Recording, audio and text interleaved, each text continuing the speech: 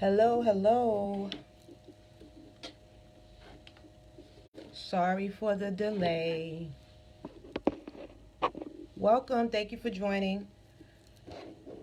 Okay, so yeah, we were having some technical difficulties, so I apologize for the delay. Welcome to Real Conversations with Real Souls. This is our special edition.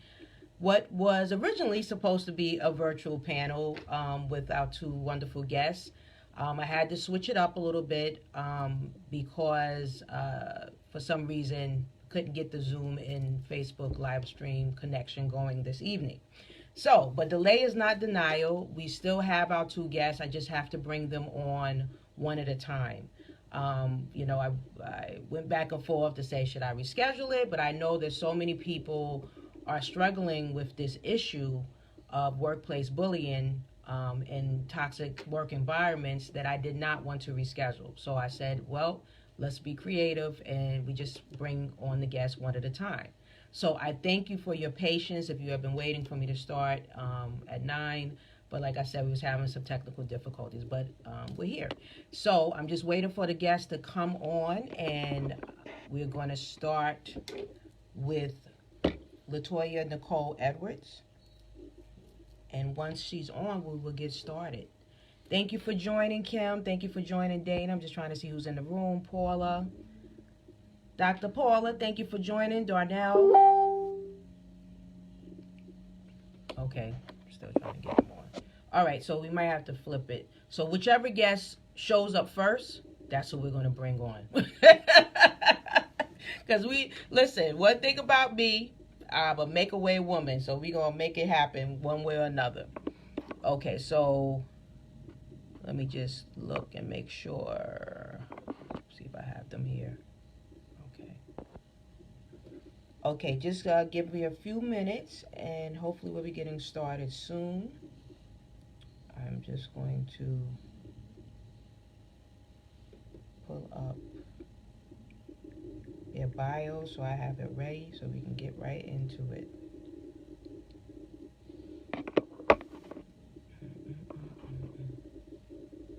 How is everyone doing this evening? Say hello so I know you are there.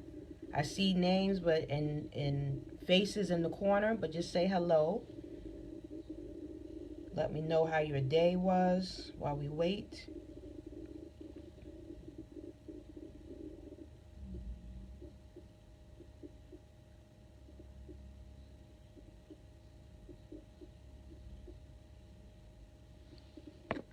Okay, I still don't see a notification from them.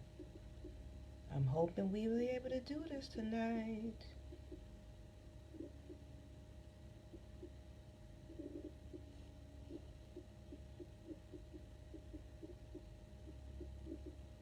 Okay. As you join, we was just having a little bit of technical difficulty, so please be patient. Just waiting for my guests to get on. The Zoom, Facebook connection wasn't working, so we had to switch over to this platform. And I'm hoping this platform works. So if it doesn't, then, we have to go with plan B, which is reschedule, which I hope we don't have to do that. So, is everybody live streaming tonight? Is that what the issue is? I know that's been the issue in the past when there's been these type of technical issues. Okay, so she says she can't get on. Why? Hold tight, everyone. Hopefully, we can get something going soon.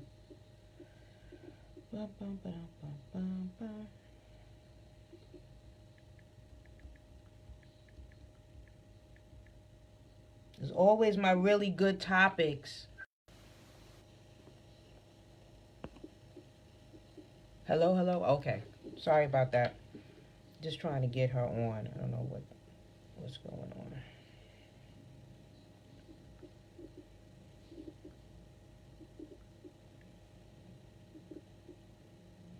Well, everyone get a drink. Oh, there she is. Okay. I don't see a notification, Nicole. Yes. Look for a little notification from me.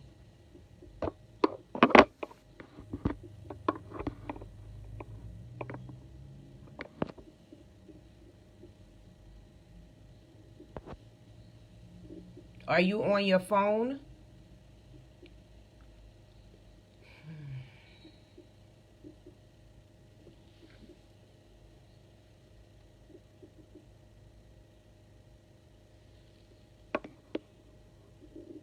You have to be on your phone. Yeah, you have to get on your phone. Sorry.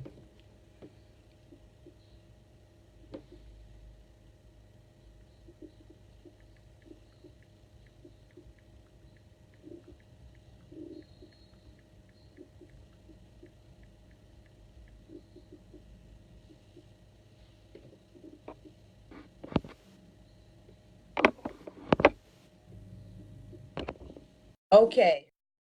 Sorry about that, everybody. I think okay, there you are. Hello. Okay. Sorry about All that. Right. Like climb to get here. Welcome. Thank you so much for everyone's patience. So I am Phoenix Love of a Healer's Haven, where I work with purpose-driven leaders to provide holistic healing solutions to help you achieve your wellness goals and work-life balance. I am the helper to the healer and the healer to the helper. Welcome to Real Conversations with Real Souls. I appreciate your patience. Thank you. We know we was having a little bit of technical difficulties this evening, but delay is never denial. So we do have one of our guests on, and I think I just saw Kim join as well. Thank you so much for being here, Nicole Edwards. And Thank you for having me. You are welcome. So give me a moment. Let me pull up your bio so I can let the folks know who you are and a little bit about you. And then we are going to jump right into it. Okay. So Latoya Nicole Edwards is a licensed clinical social worker in the state of Virginia. Her specialties include working with men, women, and teenagers in individual, couples, and family counseling. She has worked in various clinical settings and populations, which include inpatient, outpatient, crisis intervention, case management, college, universities, and community mental health, hospital, schools, and in-home and private practice. Ooh, you covered the gamut. Her primary areas of interest include breakup, divorce recovery, depression, work-life balance, substance use disorder, trauma and grief, and anxiety. Her approach to counseling is heavily focused on therapeutic relationship that incorporates a holistic approach, which you know is dear to my heart, to therapy such as EMDR, hypnotherapy, which is awesome, walk therapy, CBT, DBT, yoga, psychotherapy, and traditional talk therapy and mindfulness. She graduated with a dual bachelor's degree in sociology with an emphasis in social welfare and African American studies with dual minors in political science and women's studies at Old Dominion University and a master's degree in clinical social work with a specialization in military service members and substance use disorders at Norfolk State University. Welcome, welcome. Thank you for being here, Nicole. Mm-hmm. So this topic is so important because I made a post about a week ago, just asking people, whoever has ever experienced any type of workplace bullying. So I just want to make sure. Can someone let me know, can you see me? Is there any type of, can you see me and hear me clearly? Can someone just type yes? Because someone is saying that we're frozen. I hope that's not the case. Someone just type yes if you can see me and hear me clearly before I start.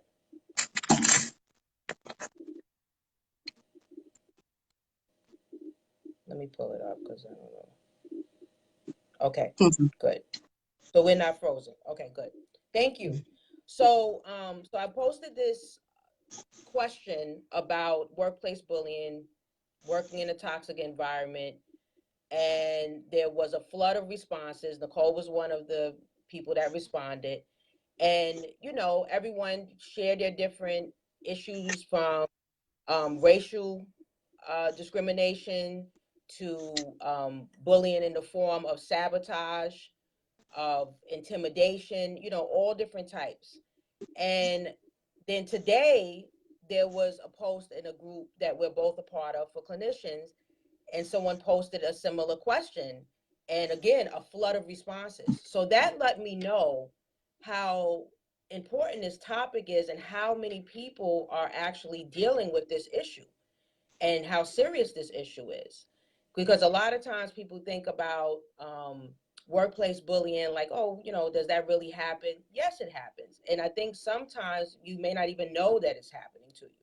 You know that you just know that you're going to work, or you don't feel like going to work because you're getting physically ill before you go to work. You're having anxiety. You're having all of these different symptoms that come up because you are having some kind of negative exchange at work, either with someone who is a superior or supervisor to you, or with your peers. And there's many people in all different sectors, public, private, different occupations, that have experienced this. So I know it's not just unique to the helping professionals or the helping profession. I know this is across the board in corporate as well.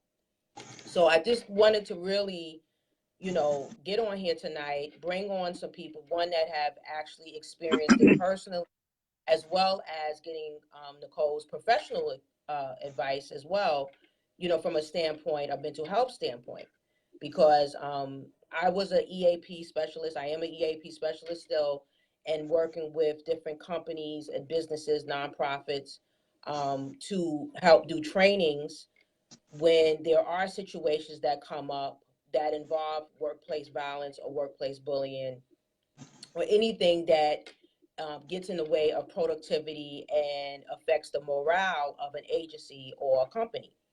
So we are going to talk about that a little bit tonight, and we'll try to cover as much because I think this is a loaded topic and we can go many different directions. But I really wanted to start with letting Nicole kind of share her experience that she went through. And then if you have questions or comments, just please type them in the comment section and I'll be checking so, you know, we can answer them. Nicole. Okay. Well, I would say I've had maybe two different bullying, I guess, work experiences. One was I'll go with when I was a newly clinician, starting out getting my hours to be, licensed for my LCSW exam. And I started at a job, started off as a case manager, then got into a clinical position.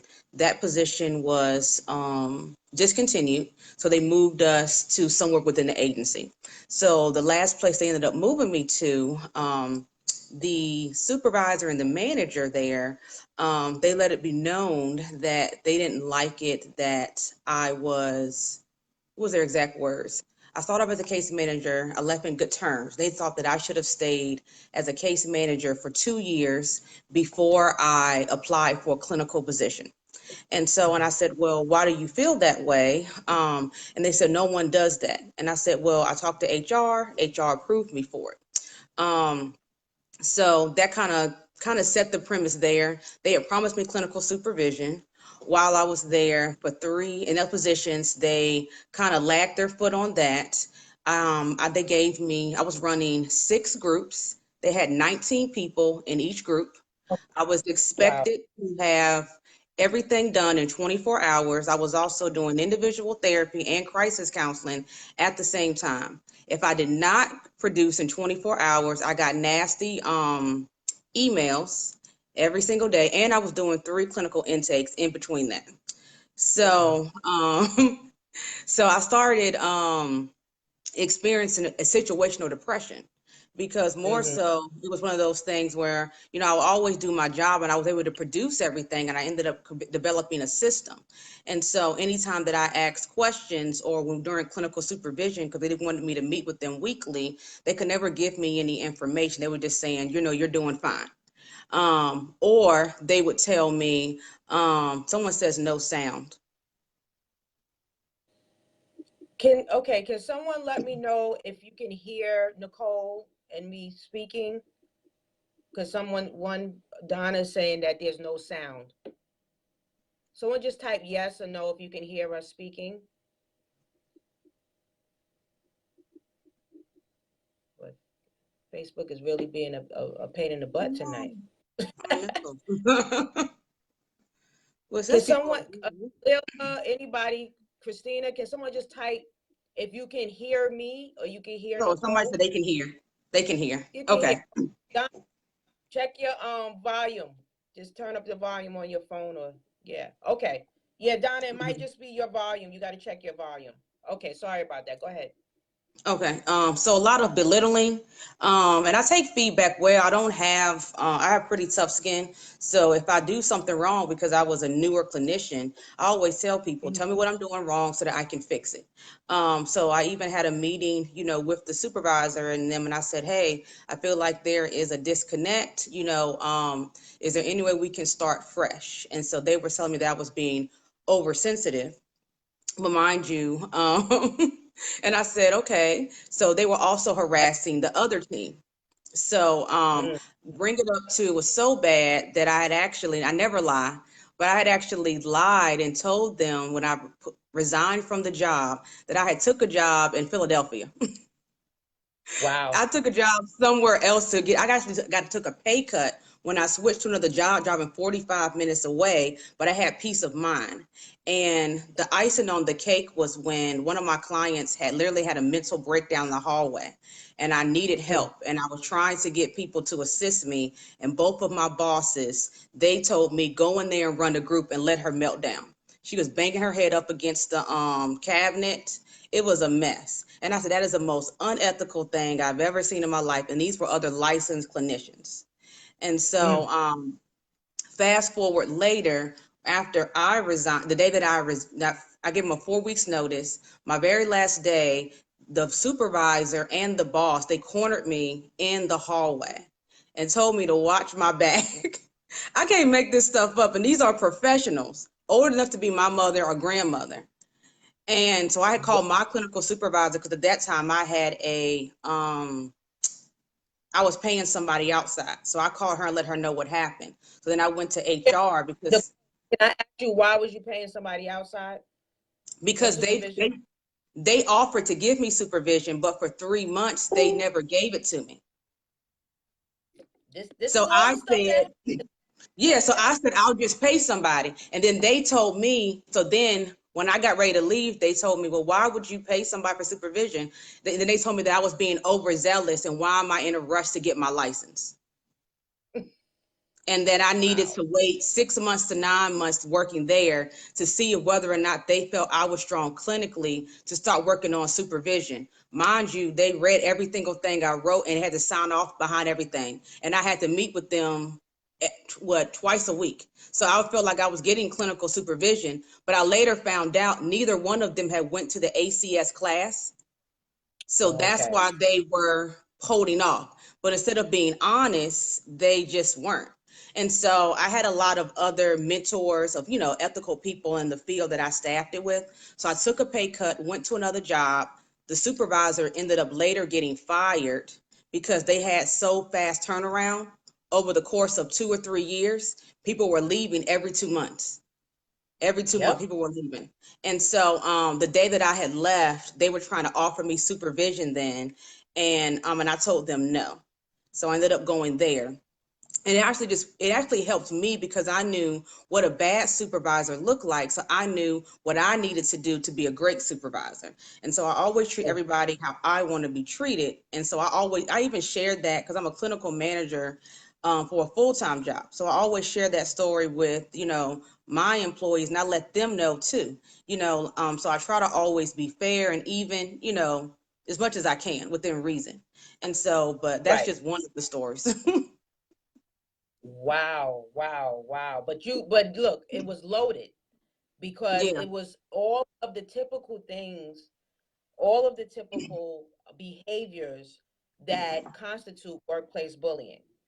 And from, and like there's statistics, which I Mm-hmm. was like, when I was doing my research for this, I couldn't believe it. It says, according to a survey done by Career Builder, and I think it was 2014, they said the most common forms of bullying, and you mentioned a lot of it, along with the percentage of employees who reported it. It says falsely accused of mistakes the worker did not make, Mm-hmm. 43%. So, again, that micromanaging, and then those accusations that you're not competent, even though it may be them that's not competent, the supervisor. Mm-hmm. Comments were ignored, dismissed, or not acknowledged, 41%. And this is high. That's a high percentage. Mm-hmm. And these are the things that people are actually reporting. And I'm not going to read all of it, but I wanted to get to one because you mentioned something, belittling They comments wouldn't were include made my about the person. credentials. They would not include my credentials. I got a lot of certifications and they didn't believe that I had the certifications. So I produced all of the certs, all of them there. HR refused to add those initials on at the job. Now my current job is fine with it, but that lets you show like how I kind of trickled down because they said it would look crazy that I had more credentials than my Then they did. supervisor. But she was Right. licensed, so her license outshined my other certs. Does that make sense? So I was just like, that doesn't make sense to me. You have what I ultimately want. So why do you feel that we're in competition? Because I don't feel like we're in competition. Right. Right. And the other thing that is alarming is that they say 80% of these type of situation, it goes unreported. People don't actually report and actually, say that these things are happening because they just, like, and then after a while, that's what you do. You got to do, like you said, for your peace of mind, you had to just go. You found another job. And I know I did that in my situation Mm-hmm. because it gets to be where your health, your mental wellness, your physical wellness starts to get compromised. And then you're not functioning at your best. And everything that they're trying to do, because sometimes they try to make a case as if you're not competent, right? Mm-hmm. And you start to, because of your health and you're stressed out, taking time off. And I'm not saying you, but I'm just saying this is what happens, the sick Mm-hmm. days, calling out, mental health days, Mm-hmm. because you can't, a lot of people can't function anymore after a while because of the pressure and all of the intimidation. And like you said, they were making threats towards you. Mm-hmm. These things are real. So there's the covert and then there's the overt. Some of the Mm-hmm. covert stuff is the diminishing of the coworker, like what they were doing with you, not even Mm-hmm. allowing for your credentials to be there. Okay. Setting you up to fail. 19 people in a group, not Mm-hmm. helping you with a client that's in crisis. These are prime examples. And this is stuff that goes on all the time. This is what's sad. And we're seeing, obviously, from the response to both of the posts, that this is prevalent all over. So, what was, because I know you said that was one of the stories. So, what, if you had to give someone some advice, because based on what you went through, what would be some tips that you would give them, especially with dealing, because you said you also had went through depression, because situational depression. Mm-hmm. What would be some of your advice that you would give?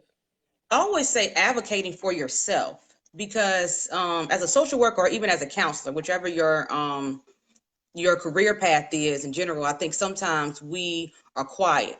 We think, by not saying anything, it will eventually go away. But, by being quiet doesn't go away. That just allows them to continue to do what they're doing.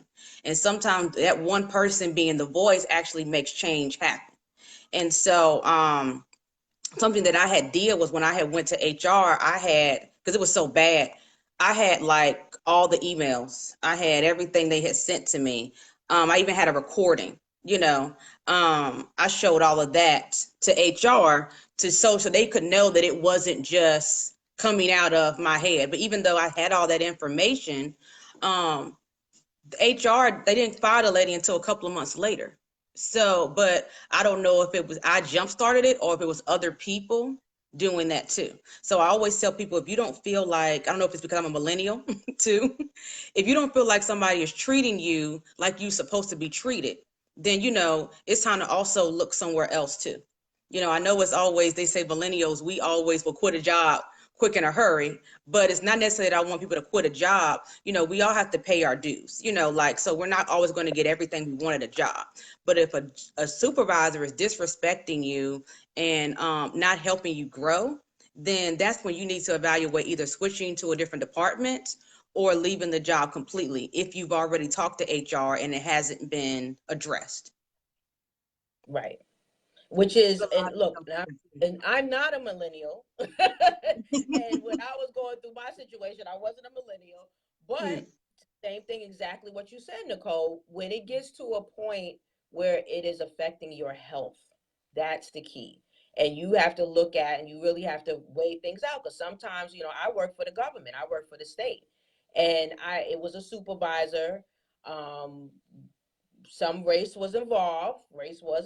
She was Caucasian, obviously I'm Black. And I just think there was a expectation, like, you know, if there's a sense of entitlement there, not only with her title, but because of the color of her skin, that I was supposed to interact with her a certain way. And when I didn't do that, then I became, you know, a target.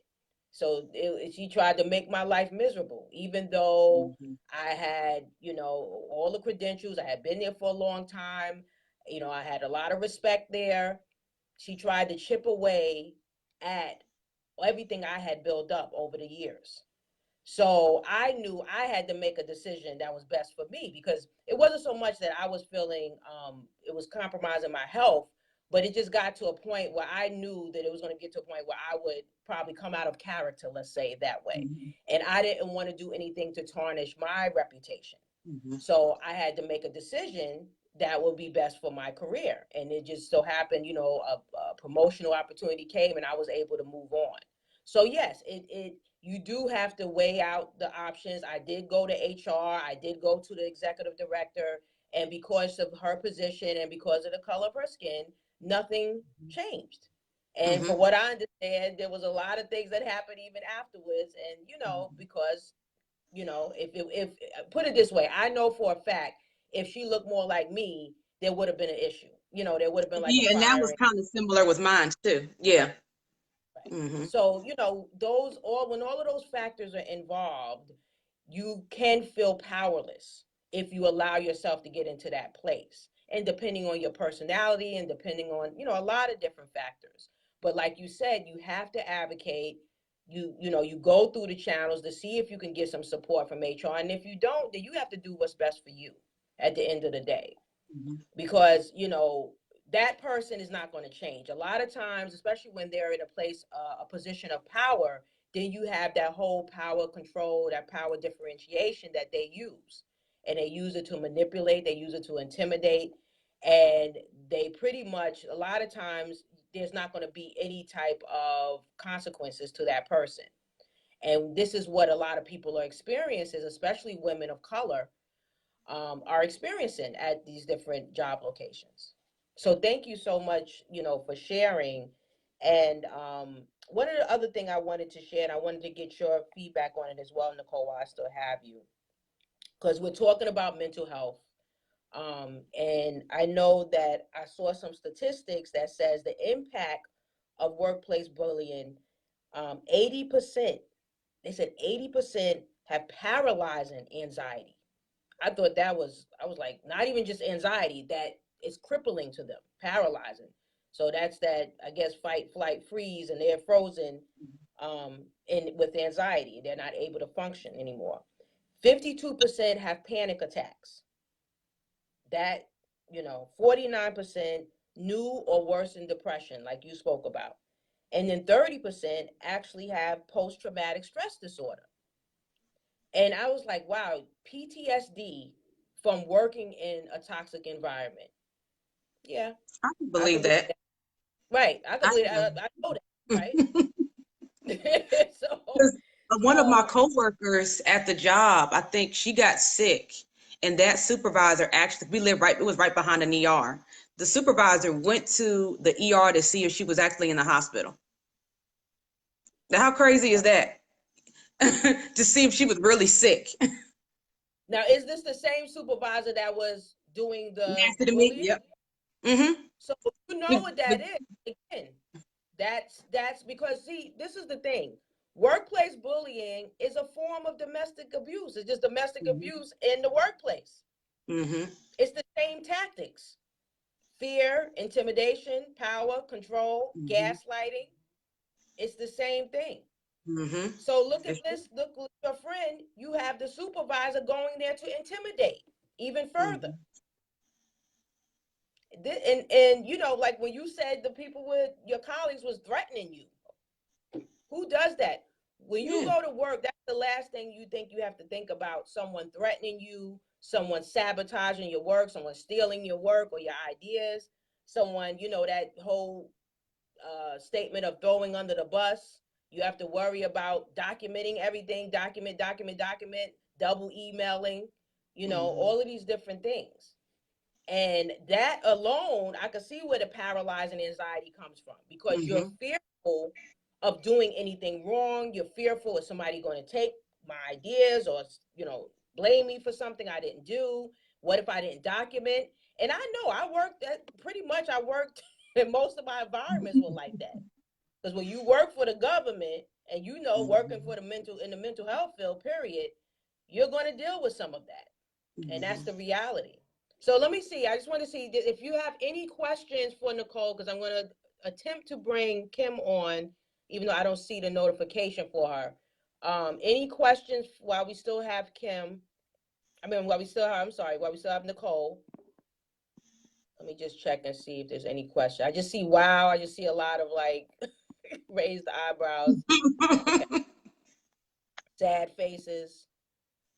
I just think, you know, we don't think that these things are happening sometime unless we're in it.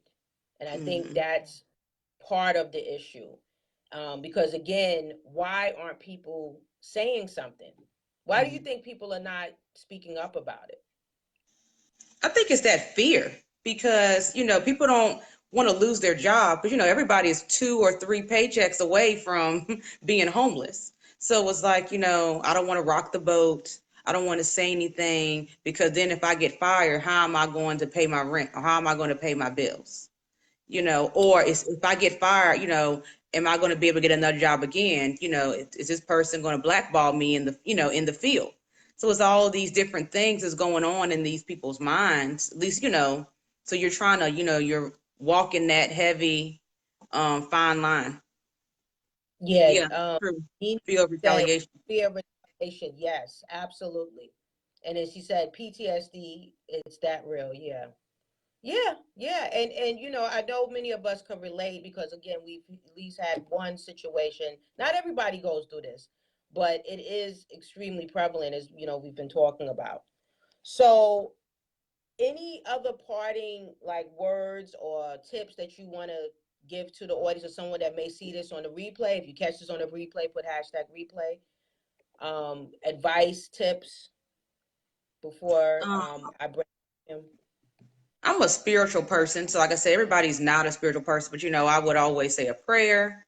Um, I would physically leave the building. I would just get in my car and leave because they would even go in my office, when I was supposed to be on lunch breaks. I would physically leave the building, go in my car and drive around the corner just so Yes.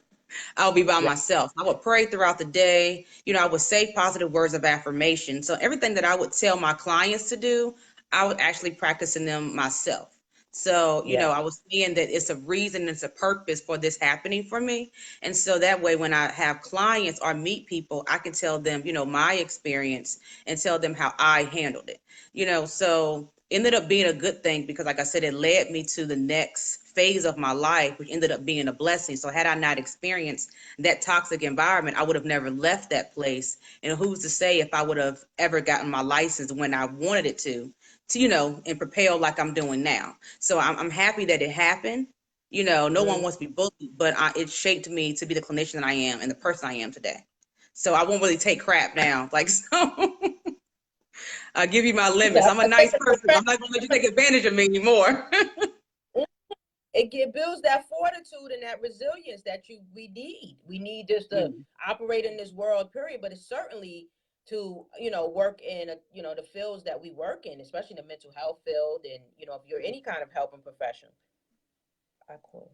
So yeah, so something you said was so important, and you had spoke about before advocacy, and then, okay, I'm sorry, I'm getting messages from Kim. So, you brought up spirituality, prayer, you know, because that definitely is what I used and always use because it definitely helped me get through that situation as well.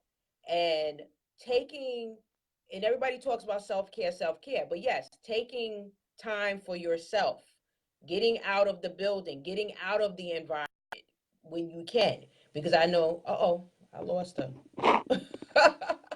Well, I tell you, Facebook is just not being kind to me tonight.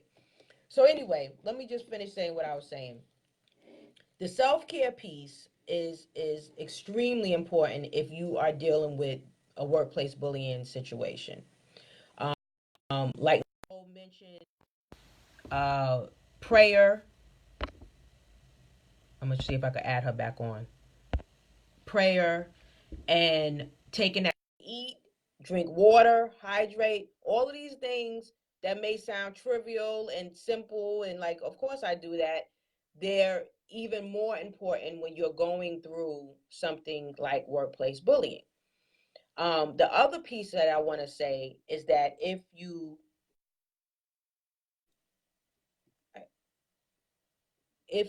hold on for 1 second, everyone, I am so sorry. I'm trying to bring on Kim as well, and she's calling me. Let me just let her know. No, yeah, you have to come on.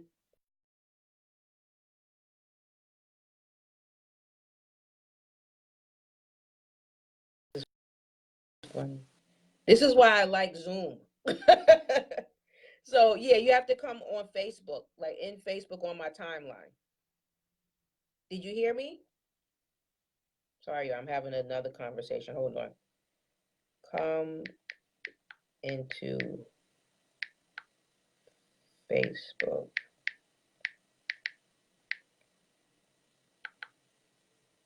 on the live. So here's what I'm going to do, everyone, just because this was very choppy, and I apologize, because just trying to get both of the guests on and Zoom not cooperating.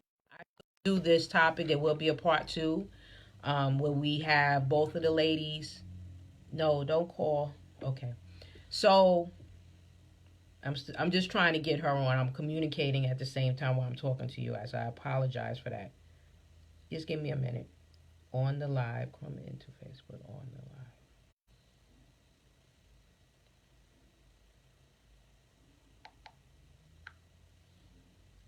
live. Yeah, not Messenger. You got to come into Facebook on my timeline.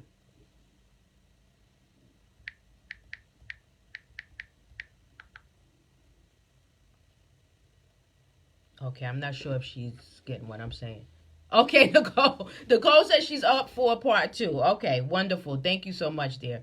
So yes, let me just finish with the self care because it's 10 o'clock.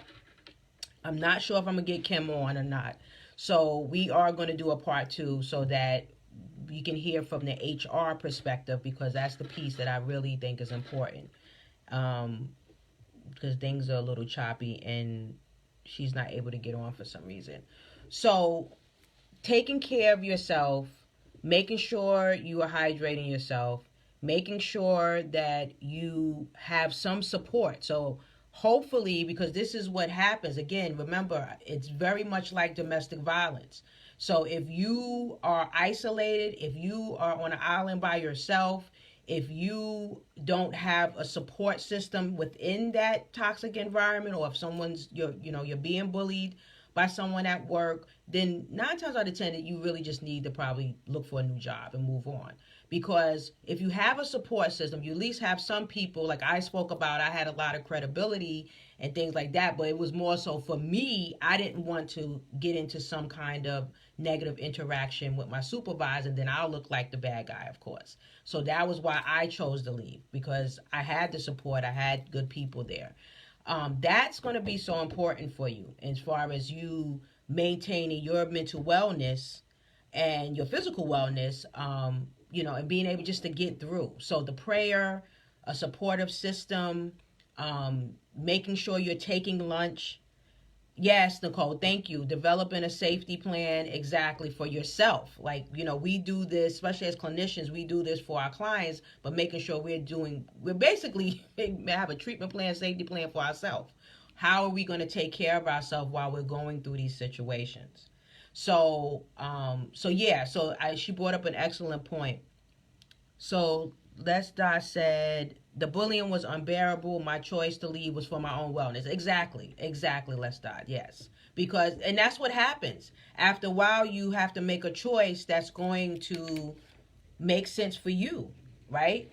And it's not look, the money, we understand, we have to eat, we have to pay rent and mortgages and take care of children. So no one's saying jump up and leave your job without a plan. But you plan your exit strategy. That's what you do. You plan your exit strategy if you know this is a situation that is not going to improve, that is not going to change. And 9 times out of 10, that's usually what happens. Especially if it's a supervisor. When you're dealing with your peers and they're the ones that's doing the bullying, yes, that could be unbearable too, and you can have some of the same results. But they're your peer. They don't have any power over you. In other words, they don't have any kind of where they can really do some damage to your credibility. Yes, that can happen too, because if they're doing sabotaging things and lying and blaming and stuff, yes, that can happen as well. But they're not the ones, say, signing off on your performance evaluation. They're not the ones who's giving you your time off. So, it's a little different when it's a peer-to-peer bullying. Don't get me wrong, when it comes down to the emotional impact and the physical impact, that's the same, okay? But I just think when it is a peer-to-peer, then you can go to someone like me, like an EAP specialist, which, I had a whole, there was different programs at the agency I was working at. In this particular program, there was probably about 15 employees and was like a community residence. And the supervisor was a nightmare. So I had every last one of them coming to me. So I ended up doing like a survey and getting management involved, as an intervention. The labor union was involved. So, that was the tactic that we use. So when it's peer-to-peer, there's something you can do a little different. But when it's the supervisor, it has to go up another level. That's the differences that I want to bring up. I'm so sorry. Sorry, y'all. Okay, hold on for 1 second.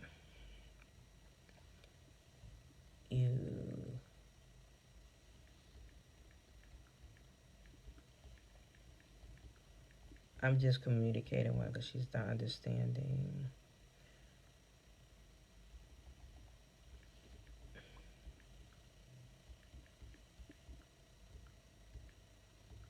Okay.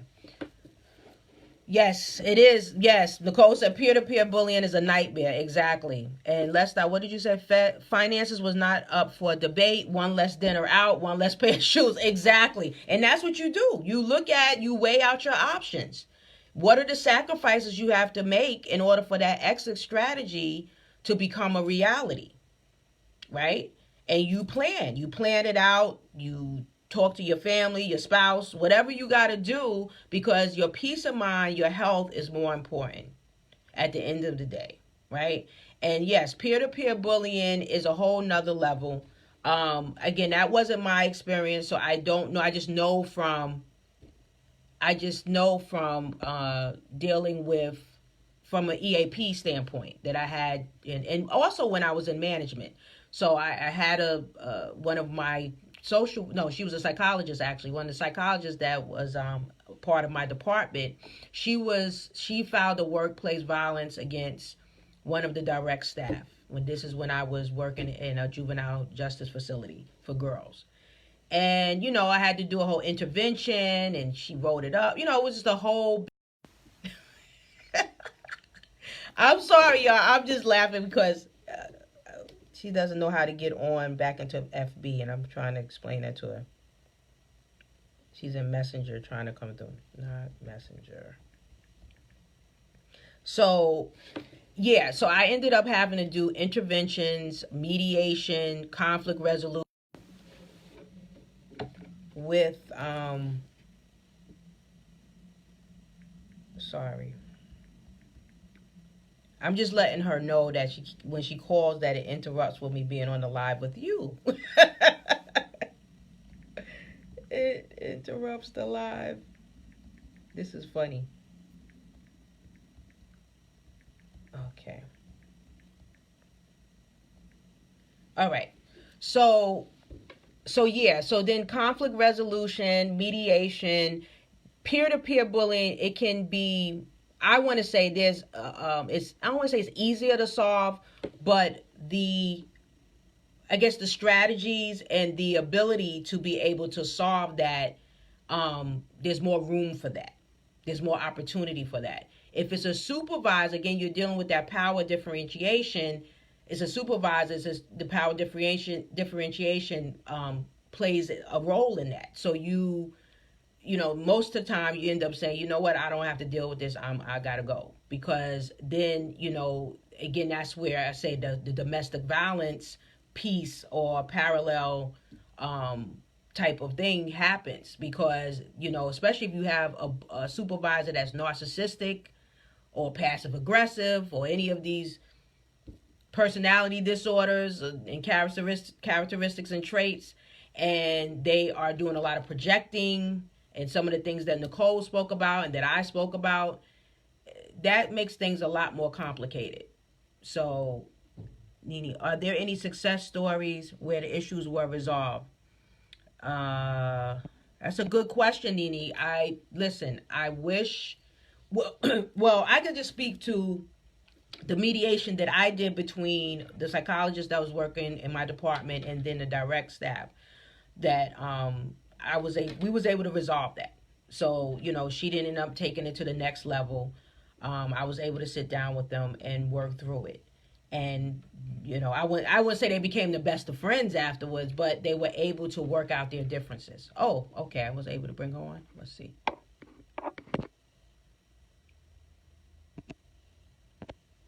Person. This is gonna be the funniest live, but delay is not denial.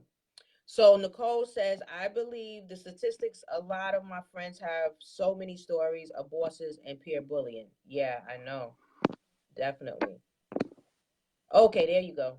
Oh, you're there. Oh, goodness. Wow. Whoa. I had to laugh because I kept laughing because I said you were calling me. Yes. Every time you call me, it would interrupt this. So I had to keep apologizing to Oh, my apologies. and it's all right. You're here. Yes. Oh, So, great oh to my be goodness. here. I heard what Nicole was saying. I'm so proud of her because she is an HR professional's dream.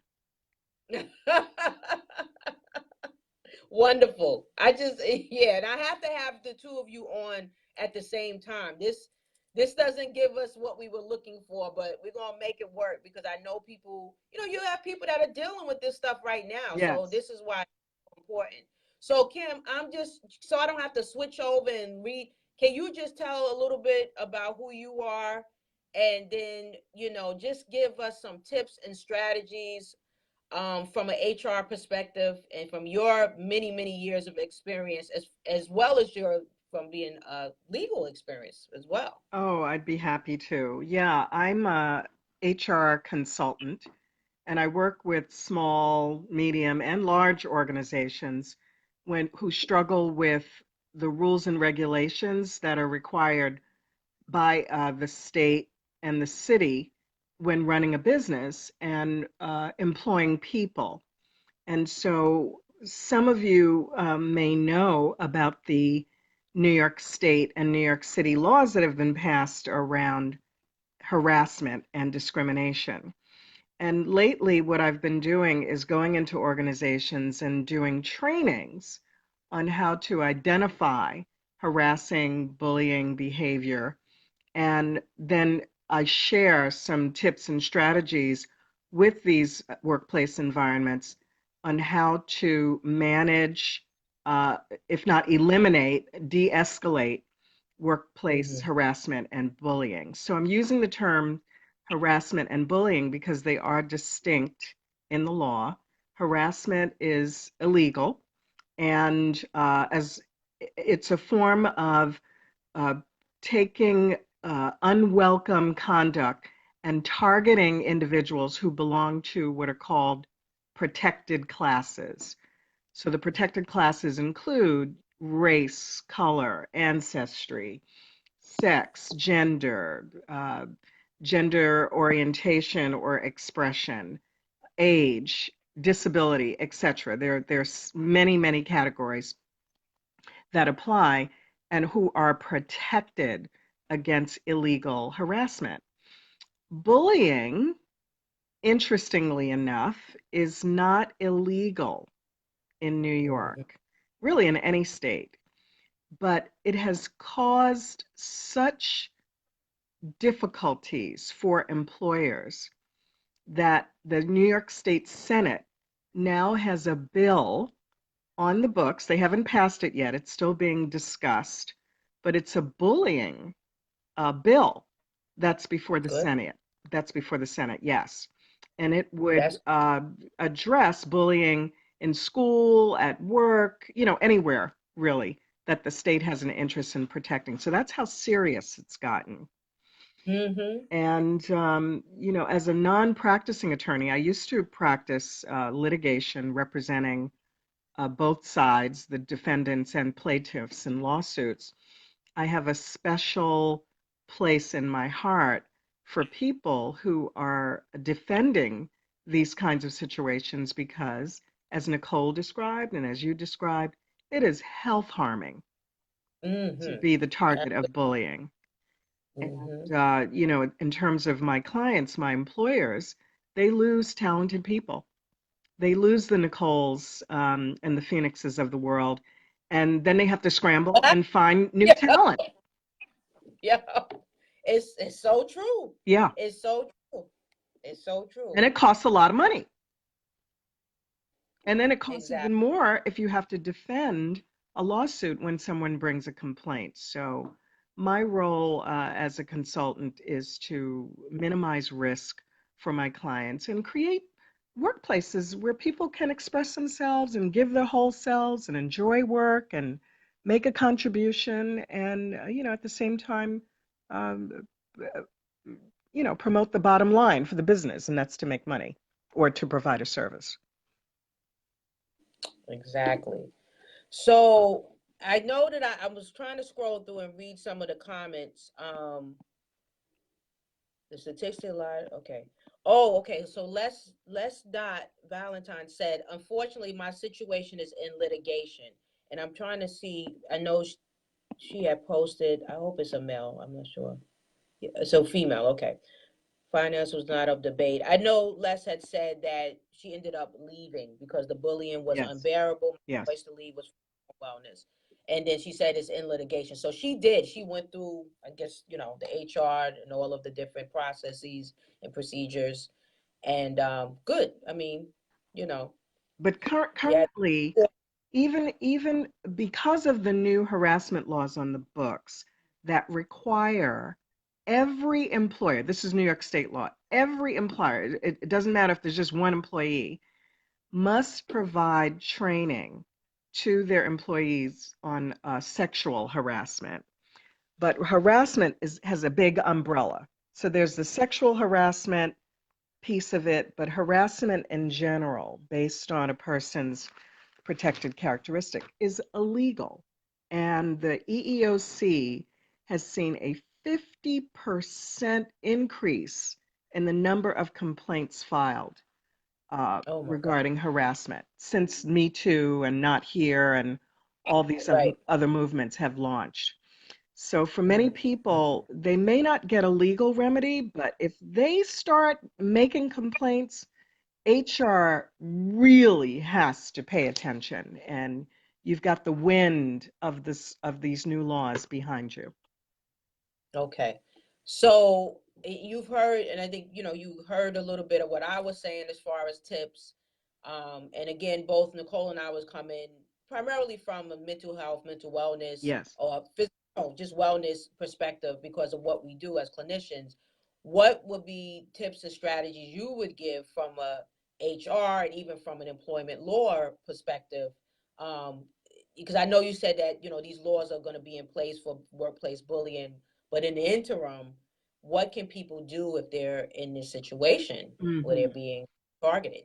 Well, as Nicole said, she became very proactive and addressed her supervisors when she could. And they pushed back, and she pushed back, but it's stressful.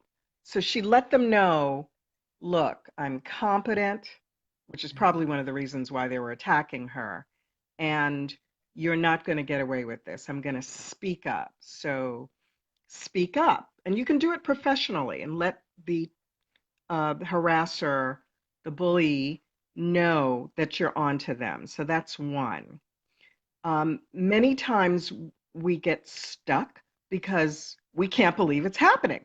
We're Mm, like shocked that this conduct is actually occurring with a colleague or a professional at work.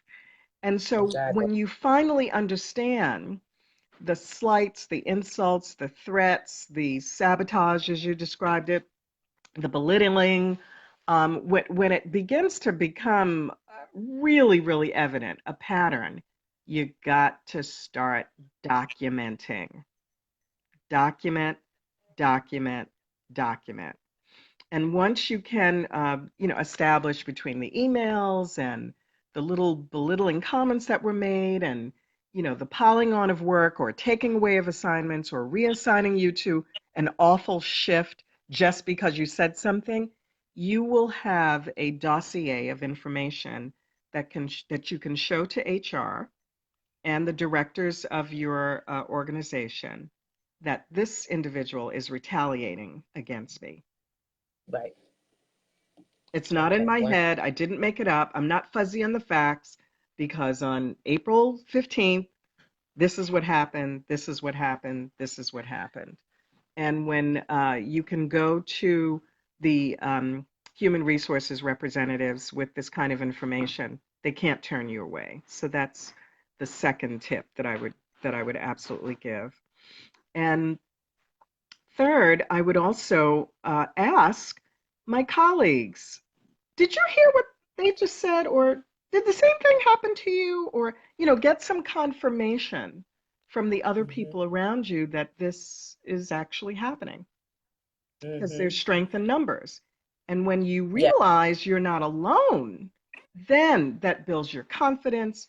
It gives you more evidence that you can use to stop this kind of behavior because HR can't do it alone. They need substance. Right. Hmm. Exactly. Yep. Yep. And that and substance in the form of documentation. Yes. Yes. And your conviction that this is not appropriate. And if there are any, my third or fourth tip would be that if there are any affinity groups in your business, workplace, or your organization, you might want to tap into them as well.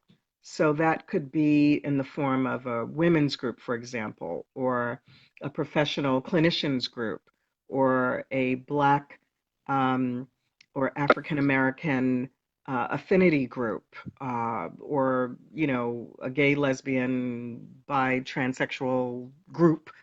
That's a professional group in your organization where you can go and say, look, this is happening to me and I need your support. What should I do? Because Wonderful. And again, yeah, in those let's groups, they're sharing information, and you may be the first person to have said something, but I betcha there are others, because bullies are consistent. They're very consistent. They are exactly. consistently harassing and acting badly. So reach out to those groups within your company if you have any. Yeah, because someone asked, they said, what happens if you have a group of scared employees that don't want to say anything? Yeah, they're afraid of losing their jobs.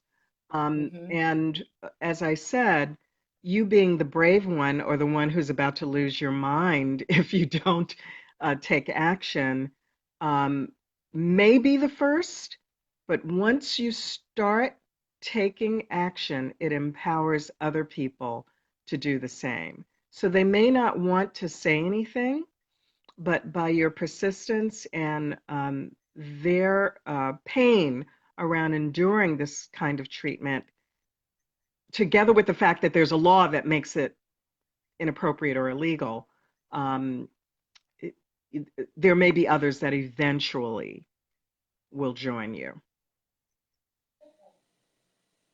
So someone, I think they might have missed when you said, Kim, about the affinity group. They said, what is an affinity? Oh, that's Nicole. What is the affinity group? Hmm. You gave an example It's to like organization. Yeah, AFFINITY, affinity meaning that you have some connection, allegiance, um, some alignment with a group of Hmm. other people because of your profession, your race, your background, so that affinity, that sort of friendship, that brother or sisterhood would be another way to describe it. Many kinds of groups like that do form in companies. It could be a Phi Beta kind of Kappa group, or a key group, or a group that does some kind of volunteer work. But they have this connection because of an aligned cause that brings them together. So that's what I mean by affinity group. Okay, she said she gets it now. Hmm. All right, so Maxine says they always push the one employee that's outspoken and they sit back and say nothing. Hmm. That's true. Yeah, that is That's true. true. That is That very is true. true. Yes. What are you going to do about that? If you are the one, you're the chosen one. If, And you really, it boils down to, and Kim, I'm sure you'll concur with me, what's best for you and your health. right. If you're not willing to get on board, it's really nothing you can do about that. You just Yeah. got to advocate for. You have to advocate for yourself. Uh-oh, we lost her. Let me see if I can get her back. All right, we're going to wrap it up in a few minutes because it's actually later than I thought. Thank you, everyone, for hanging in there with all of our little loops and technical issues. As we see, this was still a good conversation. So I appreciate you all for being patient. And like I said, we're going to wrap it up. You're back. Okay. Yes, I'm back. Can you hear me? All right. Well, with So I was just anything, letting them know. We're saying something. yeah, with anything, if you're the one who's asking for a raise, if you're the one who's asking for the promotion, if you're the one who's advocating, let's say, for your child because they're being bullied or they've been given a bad grade, there's a chance that you will be ostracized. And what I would recommend for anyone who's the outspoken one who's standing out is to really rest in the fact that you're not just doing it for you, you're doing it for others. And there's a Mm. reason why you're outspoken. There's a reason why you're the one who's speaking up. It's because you have the capacity to do so. And so, yeah, you may be the one that has been chosen to do this. Yeah. It's not just for you, it's for everybody, which, may not be comforting, but that's the deal. And then you Hey, get yourself some support. Get yeah. yourself some And that's what I support. was saying, I think, before you came on. I was saying if you are in a toxic environment or you're being targeted and you don't have that support system, then you need to start, one, you need to have a safety plan. I think Nicole said that. And then you need to plan your exit strategy. Because if you don't have any support and you're constantly being targeted and management's not helping, or, you've tried all of the different, strategies to solve the problem, then that's when you have to really look at, okay, this is not the environment for me. Absolutely. Because it's more important.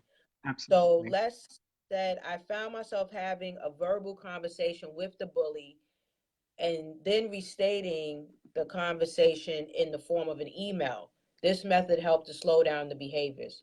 Excellent. Okay. Yes. Yes. When you start documenting and, you're shining the light on this behavior, the bully thinks 2, 3 times about what they're doing. And oftentimes when you send it way up the management chain to the president, to the CEO, to the COO, and you get their attention, things start to move. And you have the power to do that because you have a right to be in a workplace that is safe and where you're respected and you have dignity. So that's a right under the new statute. Very clear. So yeah, speak up, and if you need to get out, get out. So Maxine says, we have a union, so we are fully protected. We work for the city. Oh, okay. Maxine, you're in New York City? She said the city, so I'm assuming. And she said, yes, everything I have to say now was in an email, and BCC, that blind. Woo, we didn't talk about that. The blind copy is your friend when you're dealing with these situations. Thank you for bringing that up, Maxine. Yes. Oh, okay. Yeah, because I work for the state, so I feel your pain. I know what you was going through on that level. And blind copy was my best friend. Yes, it was. Thank you. You know, we're talk about that, Kim. Oh goodness, yeah. Christina says, I know of many times I've been a target. I've had witnesses, and because of my witnesses didn't want to testify, and I just had documents of how many times I have been bullied. That wasn't enough to have my case or the person that was targeting me investigated. Not anymore. Not anymore. So that may have been in the past, but not anymore. So Les, and maybe you can enlighten on this, Kim. Les says, blind copy goes to your home address, always frowned on by the federal government, but necessary. Yeah, goes to your home address? I'm not sure what Les is referring to. Maybe he's talking about the litigation piece. And not every complaint that you make is something that would result in a positive result in a legal setting. Because again, as I said, bullying is not illegal yet. However, it escalates eventually to harassment. Employers don't want to be in a situation where they're defending if they're smart, if they care about their workers. And so you should make a record. You should make a record. Oh, I see what she's saying now. She says she sends the blind copy to her home address email. Oh, okay. See, no, I was using it to send it to people. See, to have those witnesses. That's how you use it. You know, people that you know, if you need them to vouch for you, there's another witness. Yes. Because that's where a lot of the sabotage, that's where a lot of the covert stuff comes in. The setting you up, the throwing you under the bus is in the emails, the stuff that's not seen face to face. Right. She said she was deleting my emails. They were deleting your emails, or you were deleting your emails at work, Les? Christina asked, would just documenting and having numbers, etc., be enough to build a case? Oh, okay. So it was a question. I didn't see that. Christina asked, would just documenting and having numbers, etc., be enough to build and bring a case to the HR representative? That's what she was asking. Okay. All right. Yeah. So in terms of the internal process at HR needs enough evidence that will allow it to intervene. So sometimes, and I speak to HR frequently, I coach HR a lot. Sometimes HR isn't very strong. They really don't understand Yeah, what their role that's is. part. Yep. They don't get it. And that's why Yeah. I said if you really, really feel like you can, given your organization, every organization is different, send it up the chain. Let the president know. Mm, Let the right. vice presidents know what's going on, Right. because Yeah, that's what that I puts did. pressure on HR to do their job. Right. And that's those checks and balances Yes, and those that account. Right. absolutely, I sent absolutely. the emails to my home to ensure I had a complete record of the facts. Correct. Okay, Yes. yeah, yes. Those records included. Gotcha. All right. So two things I want to mention before we wrap up. Nicole says I also journal and date when indecent occurred and document how I was feeling. Yes. Okay, yeah. But my look, before I started working for the state, my aunt, she worked for the state for a while, for years. Still does work for the state. And she said always keep a notebook with notes. With everything. Every With conversation. everything. She gave me that, and my mom worked for the federal government, and she was in a workplace bullying situation. So, kind of, had it some inkling of what can happen working in these types of environments, but Yes. you never know you're actually in it. Well, I would Okay. invite In my your case, I would invite I was gonna your members to send me some names if they can, because I need to go to these employers and tell them if they don't get it together, they're going to lose a lot of money and a lot of productivity and a lot of talented people. It's just better to get the bullies out so that, your workplace is one that can actually serve people. but this is why I say we have to have a part two. One, because we had all of the technical issues, but two, Yes. because there's a whole nother, I think area that we can go into, like even public sector versus private Private, sector. yes. I think there is a big difference because, like, some of us, like, Maxine is work for the city. Like I said, my mom worked for the federal. I work for the state, and it's just a different culture. There's a Hmm. culture of bullying. Yes. You understand Yes. bullying that goes on in some of these environments.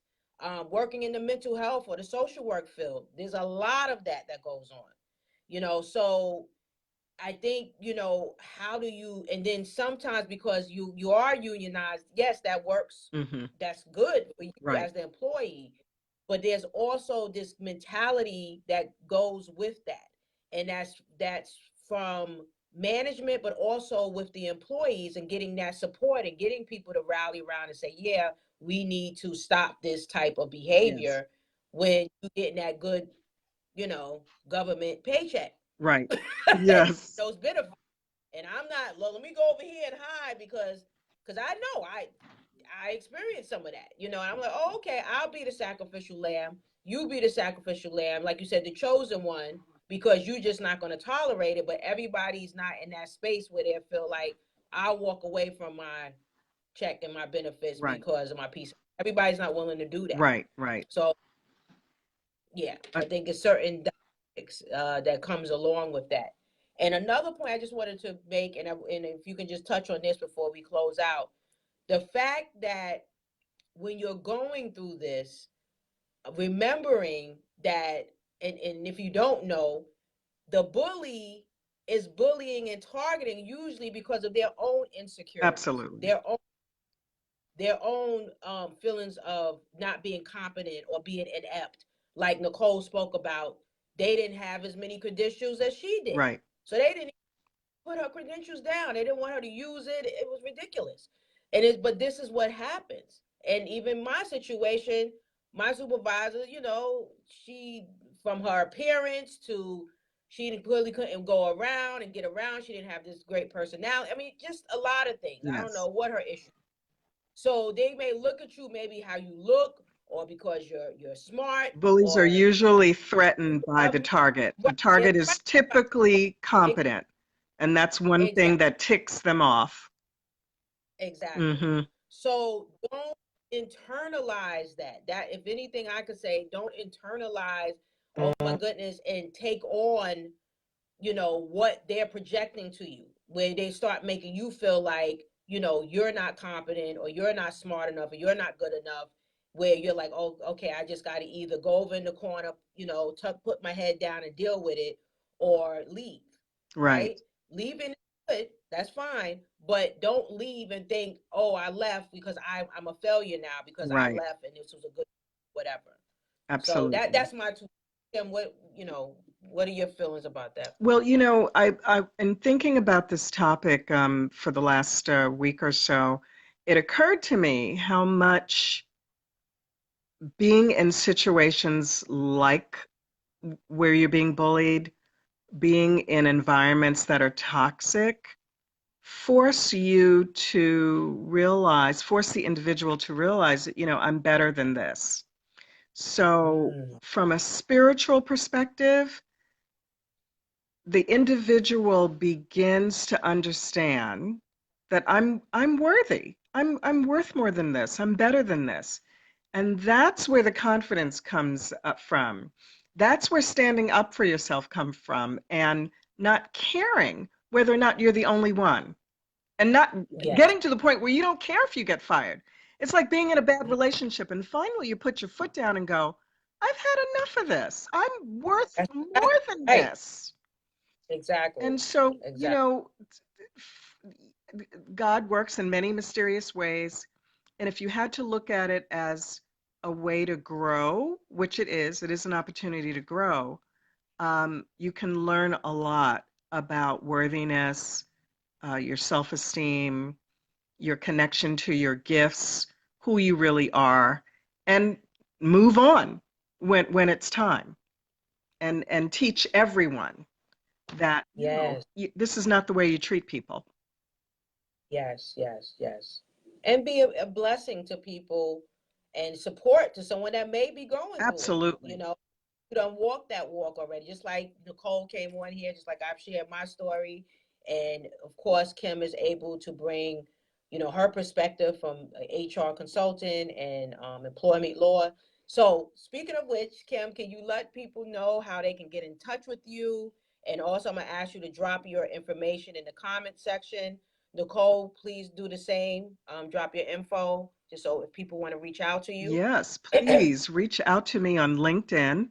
My name is Kim Fowler, Fowler, in LinkedIn. I'll put my information in the comment bar, and I would love to continue this conversation so that employers and other employees and people in the HR community can know that, yeah, it's time for this to stop. Yes, yes. Thank you so much. Thank you all for being so patient. You I know this was like a roller coaster ride, have but you listen, all of the great. loyal followers. It was great information. It was worth the wait. It was, worth all the ups and downs. I thank you so much, Kim Fowler, for joining, Nicole Edwards for joining and sharing your wisdom, both of you. Nicole for sharing your story. And I thank all of you for being transparent and being brave and being courageous. Some of you just for, advocating for yourself and not staying in those situations. If you're still in the situation and you need support, again, reach out to Kim, reach out to Nicole, reach out to myself. We're here to support. I will also include the information to my online community where we are a close knit and we do a lot of wonderful things and support each other, especially with situations like this. And that's Holistic Living for Purpose Driven Leaders. And I'll drop that link in the bottom in the comments as well as at the top. Okay, everyone. Thank you. Have a blessed evening. And